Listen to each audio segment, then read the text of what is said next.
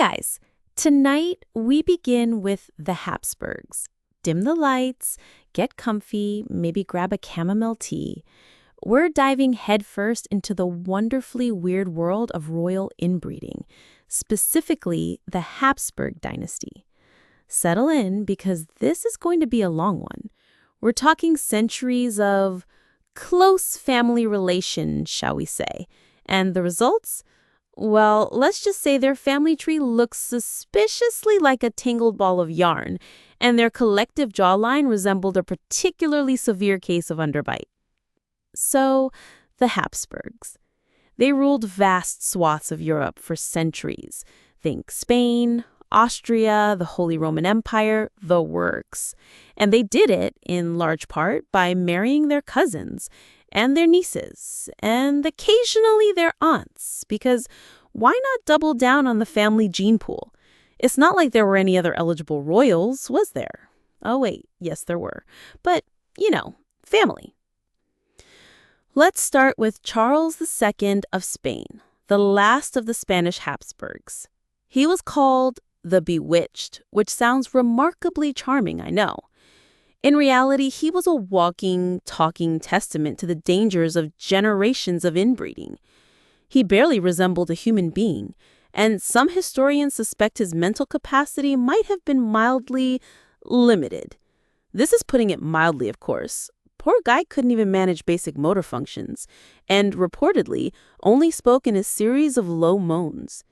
He inherited a kingdom riddled with debt and a body riddled with health problems. It's almost as if his parents decided, let's play genetic roulette and toss caution and any concept of viable offspring to the wind. He suffered from severe physical deformities, a result of countless generations of familial pairings, so close it almost qualifies as a form of incestuous entanglement. His jaw was so severely deformed, it prevented him from properly chewing his food. He was frail, weak, and couldn't, despite several attempts and many people eagerly awaiting the chance, father a child. This poor chap had the facial structure of a particularly lumpy potato, a Habsburg potato, mind you. He was supposedly frail and weak, unable to do most basic things that most people would not even give a second thought to. He spent most of his time in a wheelchair. His lack of bodily coordination, even in his youth, is documented. His lack of reproductive capabilities was, of course, a great disaster for the family and the country he ruled over. He became a ruler through a complex web of family-related inheritances, mostly due to lack of viable offspring in previous generations. Now, Charles II wasn't alone in his suffering. His ancestors, many of whom also bore the title of king or emperor, weren't exactly picture perfect. Philip II, for example, was known for his melancholy disposition and his equally melancholic obsession with his empire and his own legitimacy. Let's just say he wasn't the life of the party. I mean, this is a man who wore black for the entirety of his reign. Because why not embrace the gloom, am I right? And he, too, was a product of Habsburg inbreeding. Of course he was. Let's float over to another royal disaster. His son, Philip III. He wasn't exactly known for his charisma or his sharp intellect. He was, shall we say, slightly unremarkable. He spent a considerable amount of his reign battling the effects of the plague in Spain and the resultant societal disruption. He was not a strong ruler, but he was a survivor nonetheless. He somehow managed to keep the Habsburg dynasty intact. Think of the Habsburgs as a cautionary tale, a dramatic example of the consequences of prolonged family commingling, a truly epic cautionary tale. And the fascinating thing is, they knew it was happening. They were fully aware that their insistence on marrying within the family was perhaps not the healthiest strategy for producing healthy offspring, but they did it anyway, because of course they did. Royal tradition, power consolidation, and the healthy disregard for basic genetics seem to have taken precedence. Let's move on to the Austrian branch of the Habsburgs. Their story is predictably equally messy. We have to keep in mind that the concept of unhealthy was relative to the time. These weren't barbaric cave dwellers. They were educated and highly refined elites. But the consequences of their family ties certainly came back to haunt them. They did not, as it turned out, avoid all the problems presented by marrying only within the family. Emperor Ferdinand I, for example, was a man who was more concerned with solidifying the Habsburg grasp on power than with ensuring the long-term health of his family. This isn't exactly surprising, given that that was the family's main priority for several generations. His children, well, let's just say there were complications. We're talking about a lot of health issues, ranging from chronic illnesses to mental health issues. These were largely attributed to their close genetic relationship. Then there was Maximilian II, his son. He tried to reform some aspects of his governance, but ultimately he continued to marry within the family.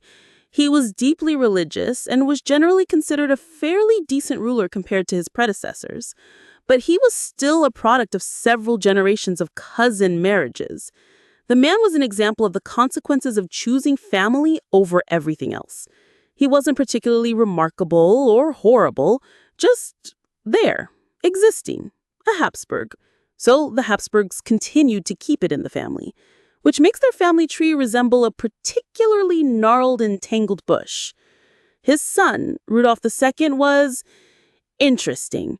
A deeply eccentric emperor who seems to have preferred the company of alchemists and astrologers to his family and political advisors.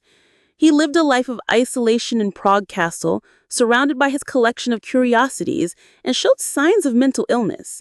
To his contemporaries, his unusual behavior was attributed to his extreme religious convictions, which is not entirely unfounded, but could also have been a consequence of hereditary issues.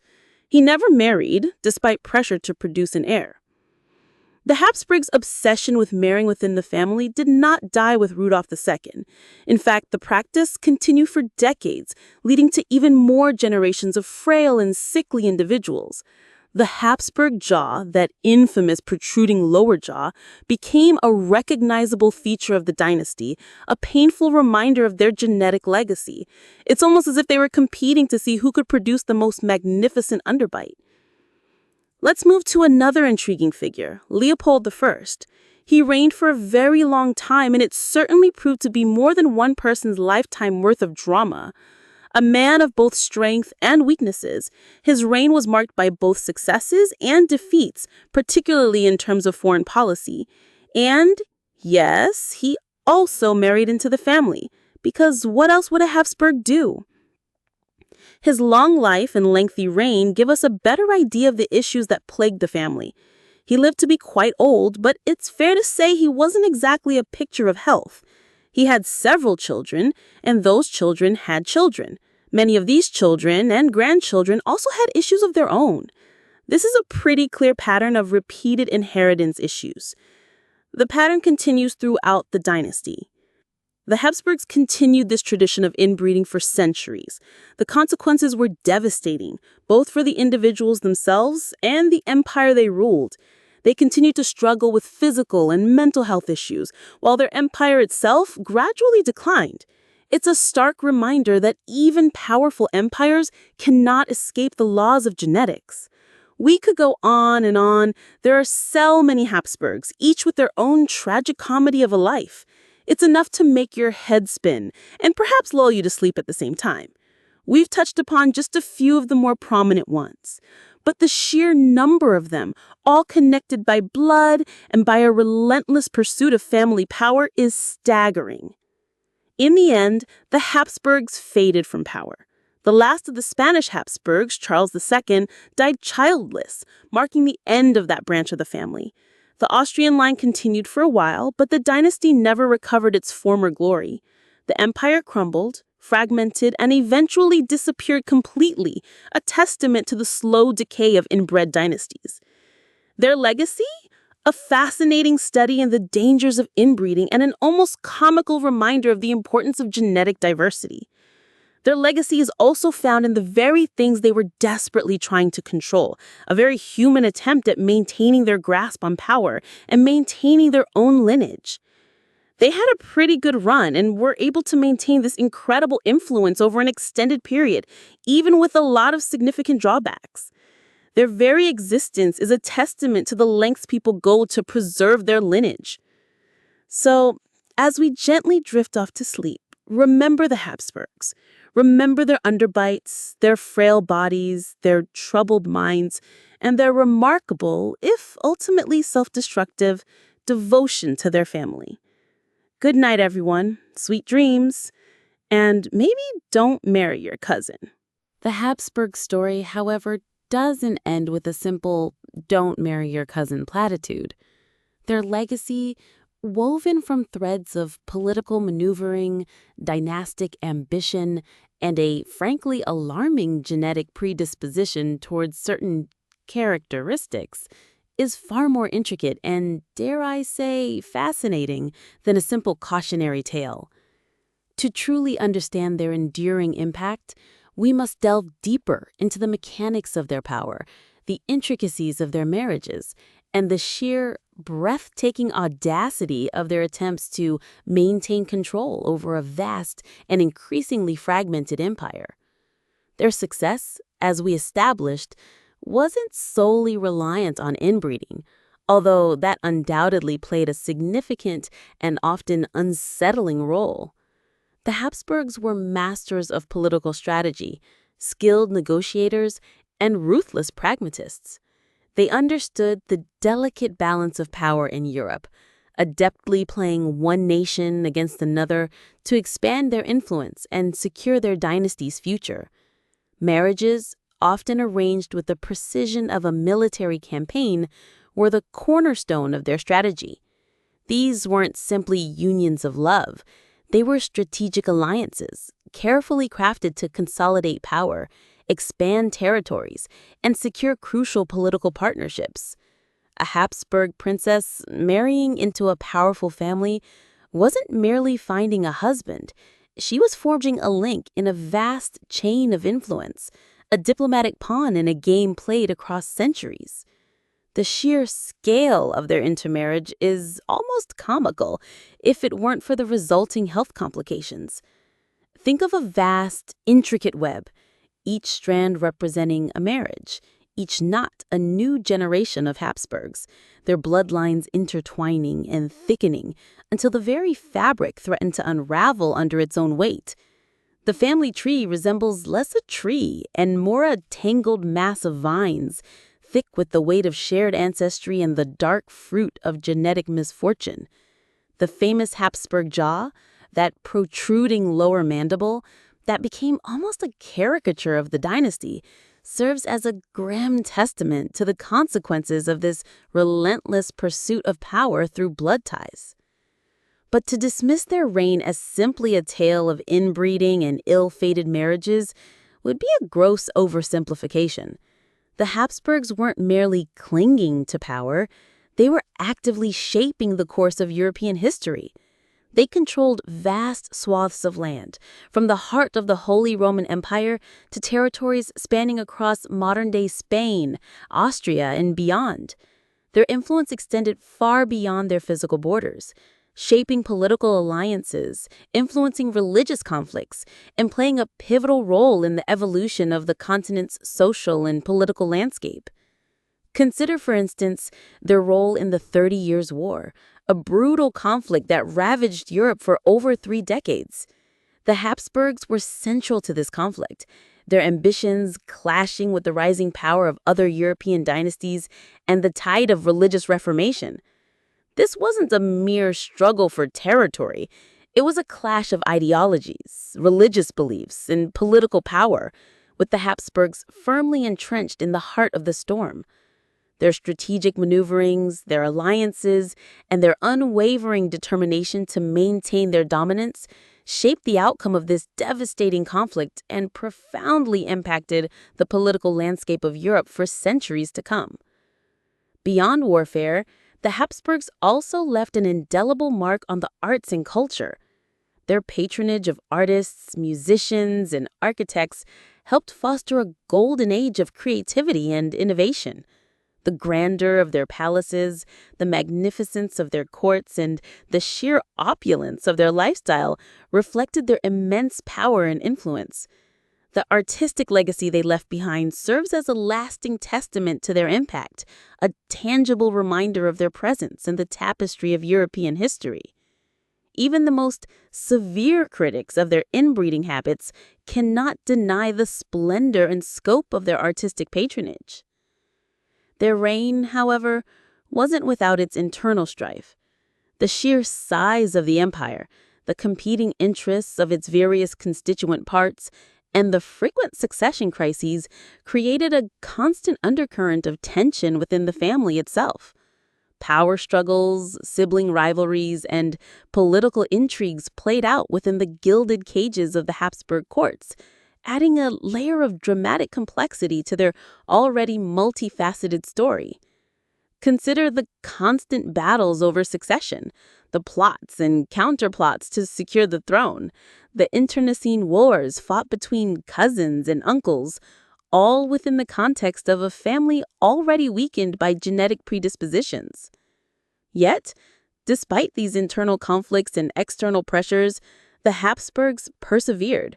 Their ability to adapt, to negotiate, to maintain control amidst chaos stands as a testament to their political acumen and their unwavering determination. Their resilience, their tenacity, their sheer will to power, even in the face of significant drawbacks, allowed them to navigate treacherous political landscapes and maintain their influence for centuries. The Habsburgs weren't simply a collection of monarchs. They were a dynasty, a family, a brand, a symbol of power and influence. Their story is a complex blend of triumphs and tragedies, successes and failures, brilliance and folly. It's a story that highlights the intricate dance between genetics, politics, and the relentless pursuit of power. It's a story that reminds us of the human capacity for both remarkable achievement and self-destruction. It's a story that, despite its often dark and disturbing aspects, remains captivating, compelling, and utterly unforgettable. Their legacy, both positive and negative, continues to resonate today, reminding us of the endearing impact of a single family's remarkable and sometimes terrifying grip on power. And perhaps most importantly, it serves as a cautionary tale, a reminder of the potential consequences of unchecked ambition and, yes, of marrying your cousin. Good night. Seriously, don't marry your cousin. The echoing silence of the grand hall, broken only by the rhythmic tick-tock of an ancient grandfather clock, felt heavier than the velvet drapes that shrouded the vast windows. The air, thick with the scent of aged wood and forgotten dust, seemed to cling to the lingering image of the Habsburg dynasty, their portraits, stern, proud, and occasionally unsettling, still gazing down from the walls. Professor Armitage, his voice hoarse from hours of lecturing, adjusted his spectacles, the faint glint of moonlight reflecting off their lenses. He surveyed the mostly empty lecture hall, a few diligent students still hunched over their notebooks, diligently scribbling notes. As we've established, he began, his voice regaining its customary authoritative tone, the Habsburgs, despite their undeniable influence on European history, were not without their flaws. Their penchant for inbreeding, for instance, resulted in a horrifying catalog of physical and mental afflictions that plagued generations. Charles II of Spain, the bewitched king, serves as perhaps the most infamous example. His physical deformities, a grotesquely swollen jaw, a protruding tongue, and a general fragility were a stark testament to the devastating consequences of generations of consanguineous marriages. He paused, letting the weight of his words sink in. A student, a young woman with bright, inquisitive eyes, raised her hand hesitantly. "Professor," she began, her voice barely a whisper, "but wasn't there a certain resilience? I mean, despite the health issues, they managed to maintain their power for centuries. Wasn't there something else at play?" Professor Armitage smiled, a rare, almost wistful expression that softened the severity of his usually austere demeanor. "An excellent question, Miss Davies, And you're right to point out the resilience, the almost supernatural ability of the Habsburgs to cling to power. It wasn't just sheer luck, nor was it solely their control over vast territories and resources. Their success stemmed from a complex interplay of factors, a carefully cultivated web of political maneuvering, strategic marriages, though perhaps not always the wisest ones, and an unwavering sense of dynastic destiny. He moved to a large map of Europe, its intricate details meticulously rendered, highlighting the vast expanse of Habsburg territories at their zenith. Observe, he gestured with a flourish, the strategic geographic positioning of their holdings. The Holy Roman Empire, Spain, parts of Italy, the Netherlands, a sprawling empire that dominated much of Europe for centuries. This wasn't accidental. It was the result of generations of shrewd diplomacy, skillful negotiation, and, let's be honest, ruthless pragmatism. He pointed to specific regions, narrating their acquisition and consolidation under Habsburg rule.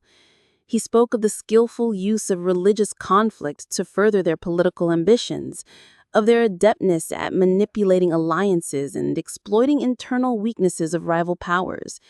He spoke of the careful cultivation of patronage networks, the strategic use of titles and honors to bind loyalists to the dynasty. But beyond the political machinations, he continued, his voice dropping to a lower register, lay a more subtle, perhaps even more powerful element, the carefully constructed myth of Habsburg greatness.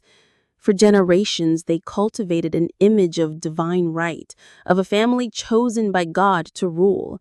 They invested heavily in propaganda, commissioning magnificent art, erecting grandiose palaces, creating a carefully curated image of power, magnificence, and unwavering authority. He pointed to a series of portraits on the wall, tracing their lineage through centuries of Habsburg rulers. He said, look at the iconography, the regal bearing, the opulent clothing, the unwavering gaze. These weren't merely portraits, they were tools of power, carefully crafted to project an image of unwavering authority and divine legitimacy. He moved on to discuss the role of the Catholic Church in bolstering Habsburg power, their strategic alliances, and the use of religious institutions to consolidate their control. He talked about the Counter-Reformation and the Habsburgs' role in its success, their use of religious fervor and persecution to maintain order and suppress dissent. But even the most carefully constructed myths can crumble, he stated, his tone becoming more somber. The Habsburg Empire, for all its grandeur, was ultimately a fragile construct. Internal conflicts, economic mismanagement, and the rise of rival powers gradually eroded their dominance. The 30 Years' War, a devastating conflict that tore Europe apart, dealt a crippling blow to their power and prestige. He described the slow decline of the empire, the gradual loss of territory and influence, the rise of nationalism and the fracturing of the Habsburg domains. He spoke of the consequences of clinging to outdated power structures, of the dangers of unchecked ambition, and the limitations of even the most carefully constructed myths. He discussed Maria Theresa's struggles to maintain the empire in the face of growing threats, and Joseph II's ambitious but ultimately ill-fated attempts at reform. And yet, even in their decline, the Habsburgs left an undeniable mark on the world. Their legacy, a complex tapestry woven from threads of brilliance and folly, of triumph and tragedy, continues to shape our understanding of European history.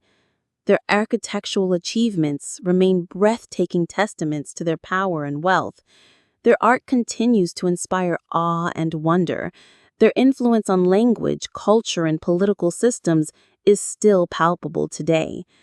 They remind us that even the most powerful empires are ultimately mortal, that the pursuit of unchecked power often leads to unforeseen consequences, and that sometimes the most enduring legacy is not one of military conquest or political dominance, but the enduring impact of a family, for better or for worse, on the course of human history. And of course, he added with a wry smile, the importance of choosing your spouse wisely. The faint chime of the grandfather clock signaled the end of the lecture. The remaining students filed out, the silence once again descending upon the grand hall, punctuated only by the rhythmic tick-tock of time. Professor Armitage, a man whose tweed jacket seemed perpetually dusted with chalk, remained seated long after the last student had departed. He regarded the empty hall, its vastness emphasizing the solitude of the aged scholar. The flickering gaslights cast long, dancing shadows, transforming the familiar space into a theater of memory. He traced a finger across the worn mahogany of his desk, a gesture that spoke volumes of years spent immersed in the intricate tapestry of history. Tonight's lecture on the dynastic influence of marriage alliances in the late medieval period had been particularly poignant. It had resonated not merely with the academic content, but with a deeper, more personal resonance. His thoughts drifted to his own family, a tapestry woven with threads of both triumph and tragedy, a legacy far more complex than any he had presented to his students. His grandfather, a renowned botanist, had dedicated his life to the preservation of endangered species, his name etched in the annals of scientific history. Yet his personal life had been marked by a profound loneliness, the result of a marriage built on practicality rather than affection. A union forged in the name of consolidating family fortunes had yielded little in the way of happiness, leaving behind a quiet sorrow that shadowed even his most lauded achievements. His father, in stark contrast, had been a charismatic artist, his canvases bursting with vibrant life and bold strokes of emotion. He had married for love, a whirlwind romance that captivated the social circles of London in the roaring 20s. Their marriage, however, proved to be as tempestuous as his art, a whirlwind of passionate creation and destructive conflict that ultimately consumed them both. The legacy he left was one of breathtaking beauty, juxtaposed with the chaotic wreckage of a fractured family. And then there was his mother, a woman of quiet strength and unwavering dignity. A widow at a young age, she had raised him alone, instilling in him a deep appreciation for history and a profound understanding of human resilience. She had never remarried, choosing instead to dedicate her life to raising him and preserving the memory of her late husband. Her legacy was not one of grand gestures or public acclaim, but of quiet devotion and unwavering support, a silent testament to the enduring power of love and loss. Professor Armitage sighed, the sound barely audible above the rhythmic tick-tock of the grandfather clock. He thought of his own marriage, a union forged on a foundation of shared intellectual curiosity and mutual respect. His wife, Eleanor, a renowned archaeologist, had been his intellectual equal, his confidant, his love. Their partnership had been a collaboration not only in life, but also in their academic pursuits, their research often intertwined, their discoveries shared. Their legacy, he hoped, would be one of shared knowledge and mutual accomplishment, a testament to the enduring power of a partnership built on love, respect, and intellectual curiosity. Yet even the seemingly idyllic union of himself and Eleanor had its challenges. The demanding nature of their respective careers often strained their relationship, demanding sacrifices and compromises. There were periods of intense focus on their individual work, moments when their lives seemed to run on parallel tracks, their connection threatened by the relentless demands of their professional lives. They had navigated these challenges, however, through patience, understanding, and a shared commitment to their marriage. They had learned to balance the demands of their careers with the importance of nurturing their relationship, creating a sanctuary of intimacy and affection amidst the chaos of their lives. He picked up a worn, leather-bound book from his desk, its pages filled with the meticulous notes from years of research. It was a study on the role of women in medieval courtly life, a project he had undertaken with Eleanor, their collaborative effort a testament to their shared passion for historical scholarship. He opened the book to a page filled with intricate diagrams and annotations, their handwriting intermingled, a visual representation of their intertwined intellectual lives. He traced the lines of her writing, a familiar comfort in the quiet solitude of the whole.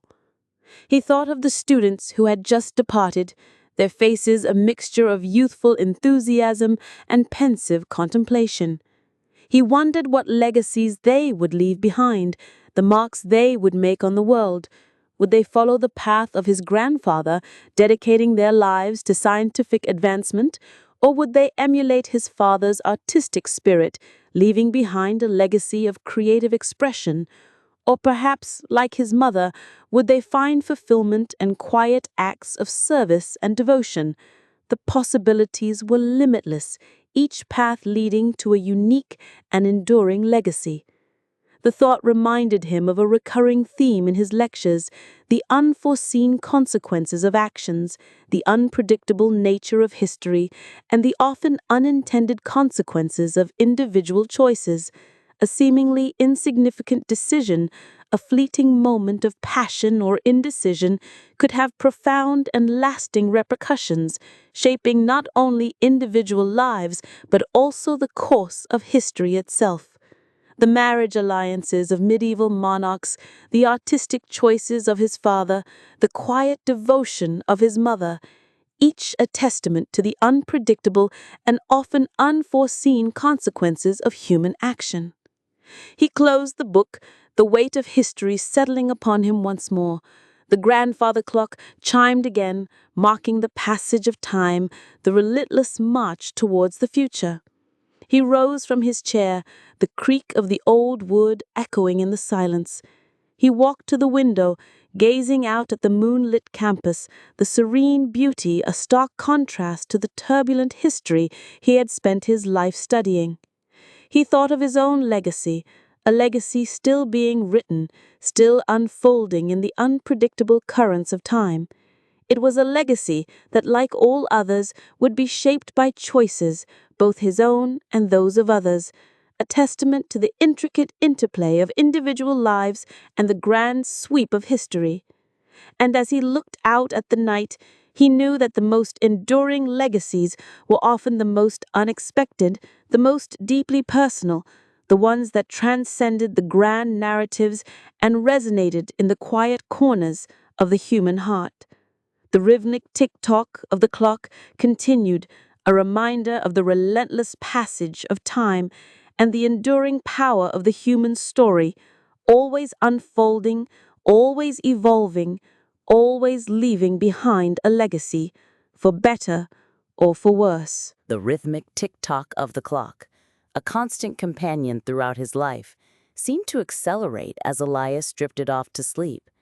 His dreams were a kaleidoscope of images: the wind-swept plains of his childhood, the bustling streets of the city where he'd forged his career, the faces of those he'd loved and lost, all interwoven with the shimmering threads of the tapestry he'd helped to weave. He dreamt of the silent hum of the machines he designed, of the quiet satisfaction of a problem solved, of the vibrant discussions that had shaped his understanding of the world. In these dreams, the grand narratives of empires and wars faded into the background, replaced by the intimate details of human connection, the shared laughter and whispered secrets, the quiet moments of contemplation and understanding. He awoke to the pale light of dawn filtering through his window, the city slowly stirring beneath him. The rhythmic tick-tock of the clock, now a familiar lullaby, served as a gentle reminder that the day had begun, another chapter in the unfolding story of his life. He rose, dressed, and went to the window, gazing out at the cityscape below. The rising sun cast long shadows across the streets, illuminating the intricate web of human activity that was beginning to unfold. He saw the early risers making their way to work, the delivery trucks rumbling through the streets, the city slowly coming to life. He made himself a cup of strong black coffee, its aroma filling the room, and sat down at his desk ready to begin the day. His work had always been a source of both challenge and fulfillment, a constant quest for knowledge and understanding. He'd devoted his life to solving complex problems, to pushing the boundaries of what was possible, and he found a deep satisfaction in the act of creation. He knew that his work wouldn't change the world overnight, that its impact might not be immediately visible, but he believed that even small contributions, carefully considered and meticulously executed, could have a profound effect on the lives of others. He picked up the latest report on the progress of the new energy source he was developing, a project that consumed much of his time and energy. It was a complex undertaking, involving years of research, development, and testing, but he felt a deep sense of purpose in the work. He knew that this project, if successful, could have a significant impact on the world, contributing to a more sustainable and equitable future. He reviewed the data, noting the progress made, identifying the challenges that remained, and making plans for the next phase of the work. As he worked, his thoughts drifted back to the events of the previous weeks, to the people he'd met, the conversations he'd had, the decisions he'd made. He thought about his colleague, Dr. Anya Sharma, her insightful observations and unwavering commitment to their shared goal. He considered the young engineers on his team, their enthusiasm and dedication to the project, and the spark of innovation in their eyes. He reflected on the meetings he'd had with government officials, the negotiations, the compromises, and the ultimate agreement to support the project's development. He realized that the success of this project, and indeed of any major undertaking, depended not only on technical expertise and innovative solutions, but also on collaboration, communication, and the ability to build strong relationships. It was the human element, the shared commitment to a common goal, that would ultimately determine whether the project would succeed or fail. He felt a profound sense of gratitude for the team he'd assembled, for their dedication, their talent, and their unwavering belief in the project's potential. Later that day, he attended a conference call with his colleagues across the globe. The call was a whirlwind of technical jargon, strategic planning, and lively debate. He listened intently, offering his insights, challenging assumptions, and helping to steer the conversation toward a productive outcome. He felt a sense of camaraderie with these people, a shared understanding of the importance of their work and the challenges they faced. They were bound together not simply by their profession, but by their common goal of creating a better future. The conference call concluded late in the afternoon, and Elias felt a profound sense of satisfaction. The work had been demanding, the discussions intense, but the sense of collective achievement was palpable. He knew that the road ahead would be long and arduous, filled with unforeseen challenges and setbacks, but he felt confident in his team's ability to overcome them. He believed that their dedication, their talent, and their shared vision would ultimately lead them to success. And in that success, he saw not just a technological advancement, but also a testament to the enduring power of human collaboration and the unwavering pursuit of a better future. As evening approached, he decided to take a walk through the city. The city lights twinkled like fallen stars against the darkening sky, and the hum of activity continued into the night.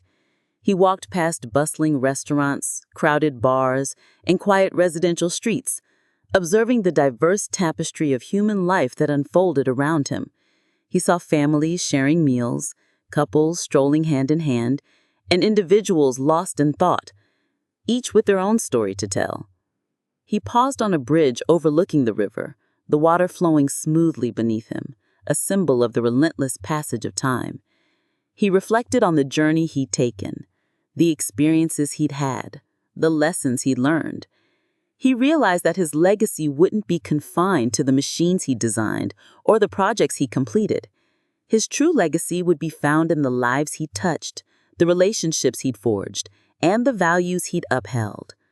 It would be in the quiet moments of connection, the shared laughter, the acts of kindness, the enduring bonds of friendship and love.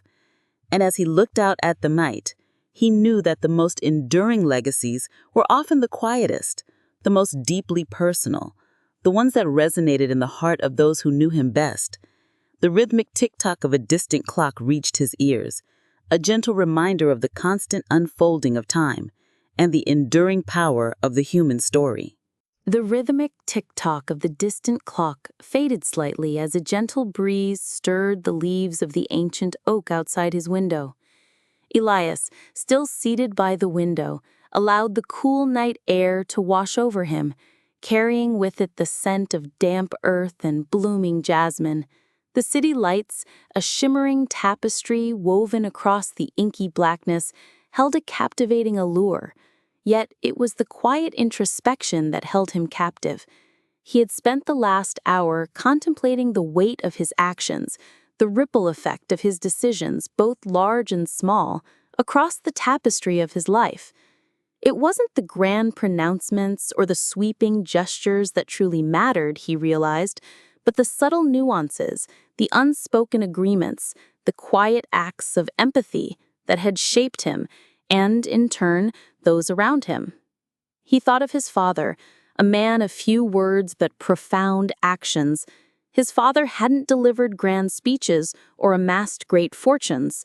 His legacy wasn't etched in stone monuments or celebrated in public squares. It resided in the unwavering strength he'd shown during difficult times, the quiet support he'd offered without fanfare, the unwavering love he'd demonstrated through simple acts of kindness. It was in the way he'd patiently taught Elias to whittle wood, the feel of the rough timber in his young hands, the silent understanding that passed between them in those shared moments. That, Elias now understood, was the true measure of a life well lived. His thoughts drifted to his mentor, Professor Armitage, a man of immense intellect and boundless curiosity. The professor hadn't sought fame or fortune. His reward lay in the pursuit of knowledge, in the tireless dedication to his research, in the mentorship he'd offered to countless students over the years. His legacy wasn't a single, groundbreaking discovery, but the cumulative effect of his tireless efforts, the ripple of influence he'd had on the lives of those who had walked through his lecture hall doors. He had instilled in Elias a thirst for learning, a passion for understanding the world around him, a commitment to the pursuit of truth, however elusive it might be. And then there was Isabella, his dearest friend, a woman whose unwavering spirit had been a guiding light throughout his life. Her legacy wasn't in her professional achievements, impressive as they were, but in her boundless compassion, her unwavering loyalty, her capacity for empathy and understanding.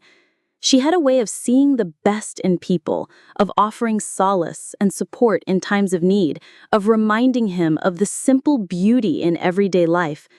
Her influence had shaped not just his life, but the lives of countless others who had been fortunate enough to cross her path. Her quiet acts of kindness, the heartfelt letters, the unexpected gestures of support, these were the threads that wove the rich tapestry of her legacy. Elias considered his own life, his own aspirations, his own hopes for the future. He'd chased ambition with a fervor that, at times, had left him feeling empty and unfulfilled. He'd sought validation in external accomplishments, in the recognition of others, in the accumulation of material possessions.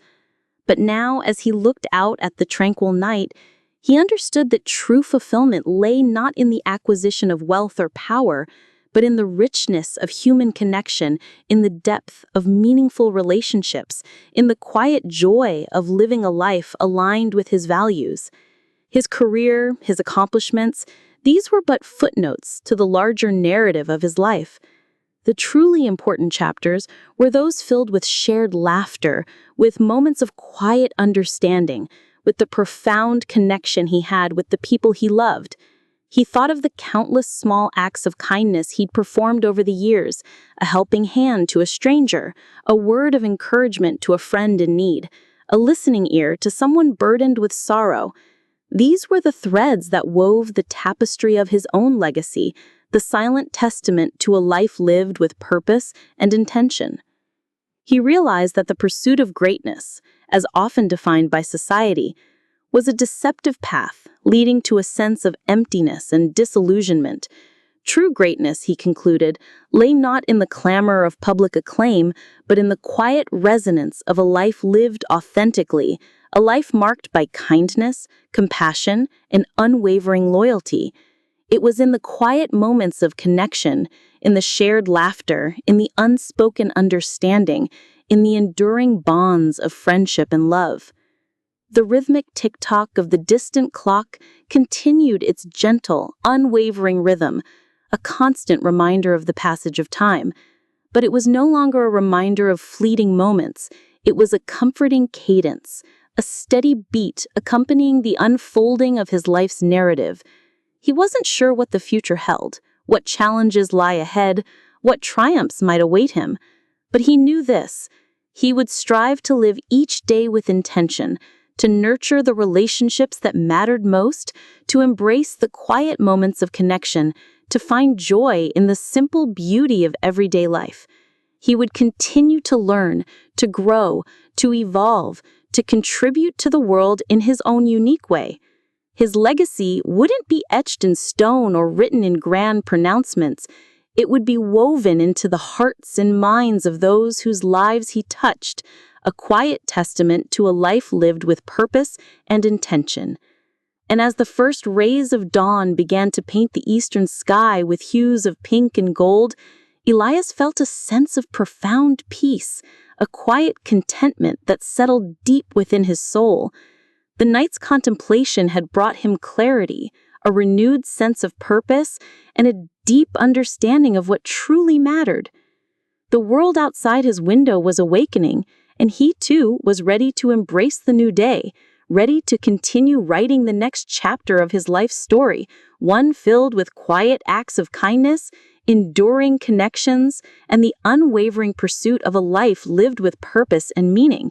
The ticking clock was no longer a reminder of time slipping away, but a steady heartbeat accompanying the rhythm of a life well lived, a legacy built not on grand gestures, but on the quiet strength of enduring human connection. The sunrise, a soft blush painting the eastern sky, found Jedediah already at his desk. The faint scent of old paper and brewing coffee hung in the air, a comforting aroma that had become synonymous with his mornings. He'd spent the previous evening meticulously organizing his notes, a physical manifestation of the order he was striving for in his life. The chaotic jumble of thoughts and half-formed ideas had been meticulously sorted, categorized, and filed away, each entry a testament to a journey of self-discovery. He wasn't writing a novel anymore, he was writing his life, one carefully chosen word at a time. He picked up his pen, a worn, familiar weight in his hand, and began to write. Today's entry was less about grand pronouncements and more about the quiet details that made up the tapestry of his existence. He wrote about the robin that had built a nest in the old oak tree outside his window, the intricate architecture, a marvel of natural engineering. He detailed the way the sunlight filtered through the leaves, dappling the floor in shifting patterns of light and shadow. He described the comforting weight of his worn armchair, the familiar creak of its springs a comforting soundtrack to his thoughts. He wrote about his conversations with Mrs. Gable, the elderly woman who lived across the street. Their talks, once infrequent and hesitant, had blossomed into a daily ritual, a shared moment of connection in the midst of their separate lives. He recounted their conversation from the previous afternoon, their shared laughter over a silly anecdote about a mischievous squirrel raiding her bird feeder. He noted the warmth in her eyes, the genuine joy she found in the simplest things, a reminder of the profound beauty that resided in everyday life. He wrote about his walks through the park, the changing colors of the leaves as autumn approached, the crispness of the air on his skin. He detailed the subtle shifts in the landscape, the way the light played on the water, the quiet rustling of leaves underfoot. He described the feeling of peace that settled over him as he walked, a sense of contentment that permeated his being, a feeling born not of grand achievements, but of quiet appreciation for the world around him. He wrote about Thomas, his grandson, whose visits had become a highlight of his week. He described the boy's infectious laughter, the boundless energy that filled the room whenever he arrived. He recounted their recent game of chess, Thomas's strategic moves surprising him with their unexpected brilliance, a testament to the boy's growing intelligence. He noted the way Thomas's eyes sparkled with delight when he won, and the graceful acceptance of defeat when he lost, a quiet strength beyond his years. His pen moved across the page, capturing not only the external world, but also the subtle shifts within himself. He wrote about the gradual easing of the anxiety that once plagued him, the quiet confidence that had replaced the self-doubt. He wrote about the joy he found in simple acts of kindness, the satisfaction of helping others, the profound sense of connection that stemmed from shared humanity. He wrote about the lessons he had learned, the wisdom he had gained, the profound understanding that true happiness wasn't found in the pursuit of material wealth or worldly success, but in the cultivation of meaningful relationships, in the quiet appreciation of life's simple pleasures, in the unwavering commitment to living a life of purpose and meaning.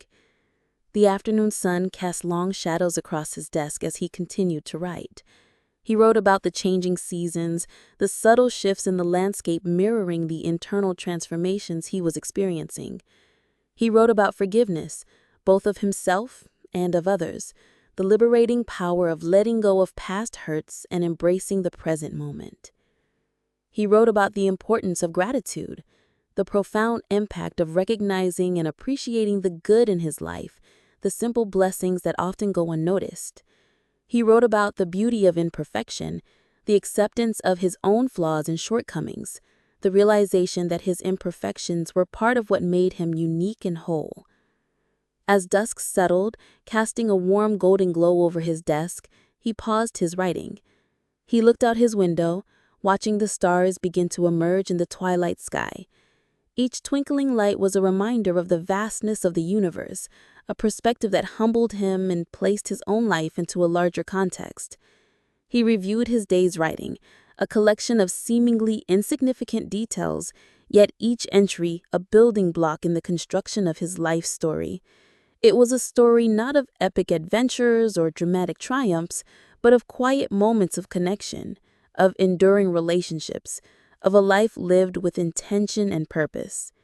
He closed his journal, the weight of it a comforting presence in his hands. He felt a deep sense of peace settle over him, a quiet satisfaction that transcended words. He wasn't just writing his life, he was living it one carefully chosen moment at a time, creating a legacy not of grand gestures, but of enduring human connection.